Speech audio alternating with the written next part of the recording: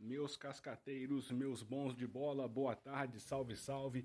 Daniel Macário Ban na área, mais uma vez para falar com vocês sobre futebol carioca, sobre as últimas que rolaram aí no universo da bola, né? E assim, pessoal, mais uma vez aí, eu sei que o ideal teria ter sido aí voltado antes, né? Porque tem muita coisa para falar com vocês hoje aqui, né?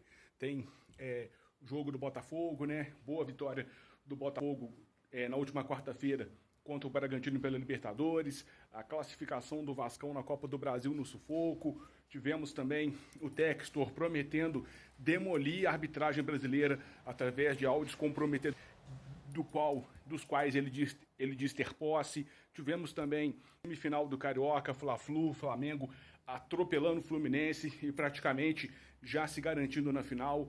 Então é isso aí, pessoal. Então é muita coisa para falarmos, então vamos embora. Primeira coisa, então, não tá, pessoal, de seguir lá o Instagram dos Cascateiros, tá? Cascateiros FC, e também seguir aqui no TikTok, cascateiros.fc, e também se inscrevam no YouTube, youtube.com.br/cascateiros, e as nossas lives que rolam todas as segundas-feiras, sempre às 10 da noite, comigo, Daniel Macário Ban, com Carlos Macário, né, o Pequi das Alterosas, e com o advogado palmeirense, Dr. Vair Macário. As lives ficam todas depois gravadas e à disposição de vocês lá em youtube.com.br/cascateiros/ao vivo. Beleza, turma? Então vamos embora.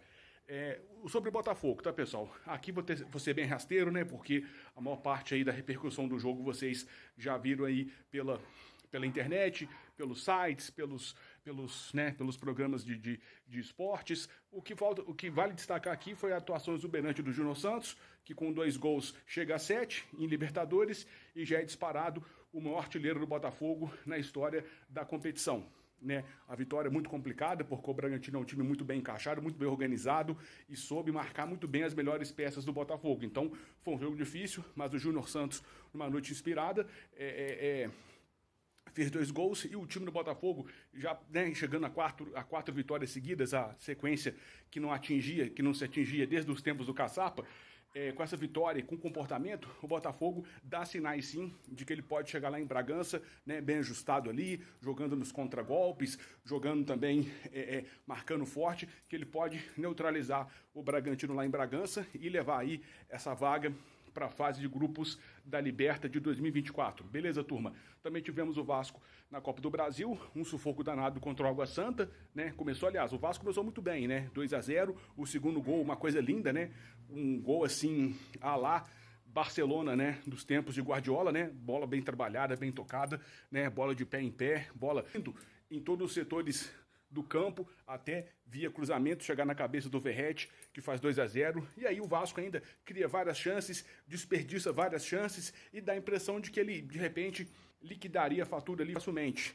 Só que vem o intervalo, e aí o Vasco se passa a dar espaços, passa, na minha opinião, a subestimar um pouco o Água Santa, e aí o Água Santa, que tem bons jogadores, né, aquele meia Luan Dias muito bom, né? Estava no Santos ano passado, retornou ao Água Santa, bom jogador, né? Acho até que seria um nome interessante para o Fogão aí, para fazer as vezes do Eduardo. Embora o Botafogo tenha contratado aí o Oscar Romero, irmão gêmeo daquele Ángel Romero lá do Corinthians. Mas enfim, então o Água Santa, que tem bons jogadores, né, e com o Vasco dando espaço, ele consegue virar o jogo para cima do Vasco, e aí o Vasco, no sufoco, na bacia das almas, vai lá com o Piton, consegue um novo empate, e aí decisão por pênaltis. E aí o Vasco, como ele faz o gol no final e se salva de uma eliminação, então ele chega para os pênaltis com o emocional lá em cima, né, enquanto o Água Santa chega assim, nossa, perdemos a classificação que estava na mão.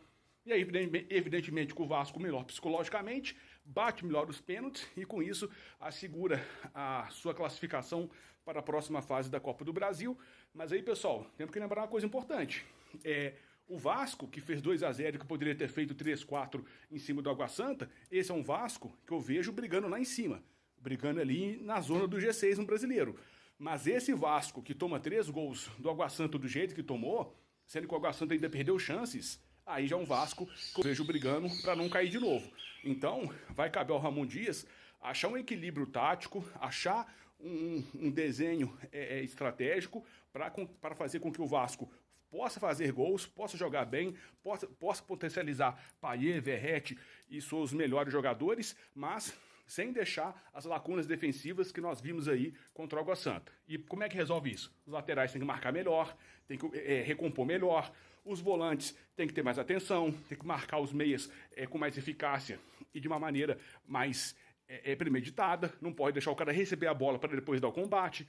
Então são coisas aí que eu acho que o Ramon vai internamente resolver com os caras do Vasco, mas o Vasco mostrou o seguinte, que tem potencial para fazer uma grande temporada, mas também, se não arrumar casa, ele pode passar pelo mesmo sufoco do ano passado. Agora, pessoal, vamos ao Textor, né? Que disse aí ter áudios reveladores, de arbitragem reclamando aí não ter recebido propina, e que isso vai ser revelado em 30 dias. Enfim, pessoal, se ele tem essas provas mesmo, eu acho que ele não seria tão fanfarrão de falar isso sem ter, mas vamos esperar, né? Aqui nós não podemos acusar os árbitros brasileiros de corrupção sem as provas. E ele garante que tem. Então agora é esperar. Se tiver provas, vai ser uma catástrofe. O futebol brasileiro vai acontecer muita coisa, muitas situações aí vão ter que ser revistas, mas se não tiver nada, né? Se for um blefe do Textor, aí ele vai se enrolar e vai levar o Botafogo junto. Então é isso que nos preocupa, né? É como o Botafogo vai ser visto aí, como o Botafogo vai ter seus jogos apitados, com o dono do Botafogo tendo blefado em relação à arbitragem. Então, assim, que o Textor tem as provas, porque se não tiver, ele vai nos colocar aí numa situação muito complicada. E para finalizar, pessoal, tivemos o Fla-Flu aí de ontem, semifinais do Campeonato Carioca. Lembrando que o Botafogo foi eliminado, está disputando a Taça Rio. E no Fla-Flu, né, esperávamos aí um jogo mais maduro, um jogo em que o Fluminense talvez fosse um pouco mais tático, um pouco mais compactado, mas não. O Flamengo tomou o jogo de assalto, atropelou o Fluminense, fez 2, mas tinha caixa aí para 5, 6 gols, né? Foi um jogo em que o Flamengo desperdiçou muitas oportunidades, o Fluminense ficou com a menos e aí ficou ainda mais exposto. E tudo que nós já tínhamos dito aqui antes vai se confirmando, né? Nós estamos vendo claramente que não tem lugar nesse Fluminense pro Ganso e pro Keno, hein? Pro Ganso e pro Keno. E olha, assim, eu sinceramente, eu nem sei se o Keno jogou ontem, tá? Porque infelizmente ontem, na correria, eu não pude acompanhar as escalações dos times antes. Mas o Ganso e o Keno, eles são jogadores que são daquela espinha dorsal vencedora da Libertadores, mas não tá dando mais com eles de titular. Talvez o Diniz tenha que ver aí se é hora do Renato Augusto entrar, do Lima, do Douglas Costa, mas o Fluminense, com esses 11 iniciais, que foi a espinha dorsal da Libertadores, ele já está meio manjado, já está meio previsível, e com os adversários já sabem o que fazer. O Flamengo mostrou claramente que sabe o que fazer. Já tinha mostrado isso na Copa do Brasil do ano passado, quando o Flamengo também elimina o Fluminense, e mostrou que agora, né, sendo o Tite o técnico e não mais o Sampaoli, mas que o Flamengo continua sabendo como o Fluminense se organiza e se distribui em campo. E com isso o Flamengo adota uma tática de ter jogadores rápidos, né, e habilidosos, como o Pedro e o Cebola, né, o Everton Cebolinha, além de ter armadores da qualidade aí do De La Cruz e do Arrascaeta. E nós sabemos, né, que os times do Diniz não são times pegadores, não são times marcadores. Aí, meu amigo, se um clube, uma equipe, deixa o Flamengo com a Arrascaeta e com o De La Cruz livres para pensar o jogo, para trabalhar a bola, para jogar essa bola onde eles querem, se tem um atacante do calibre do Pedro, já era. E o Flamengo ainda, o Fluminense, né, na verdade, deu sorte de não ter levado uma gol histórica. Então, para mim, o Flamengo já está classificado e aguarda na final aí, provavelmente, o Vasco.